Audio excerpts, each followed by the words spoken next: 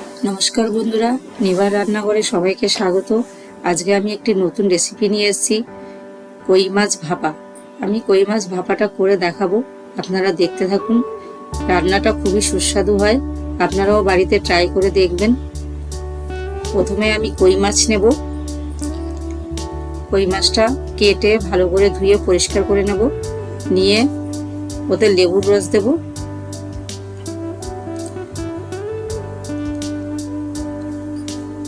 নুন দেব, হলুদ গুঁড়ো দেব,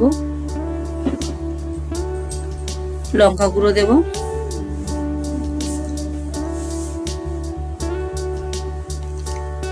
এবার আমি ভালো করে মাখিয়ে নেব।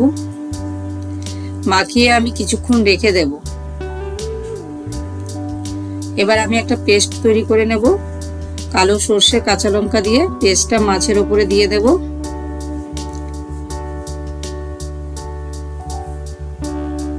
ওপর থেকে কাঁচা সর্ষের তেল দিয়ে দেব।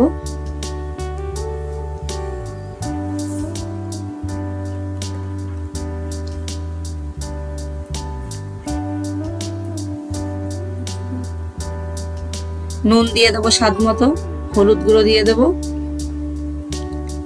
লঙ্কা গুঁড়ো দিয়ে দেব, জিরে গুঁড়ো দিয়ে দেব, কাঁচা টমেটো কুচি দিয়ে দেব। ভালো করে মাখিয়ে নেব। আমার রান্নাটা যদি ভালো লাগে আপনারা সাবস্ক্রাইব করে দেবেন চ্যানেলটিকে। মাখানো হয়ে গেছে।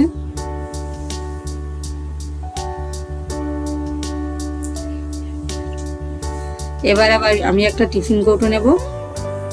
টিফিন কৌটোর মধ্যে মাছগুলো ঢেলে নেব।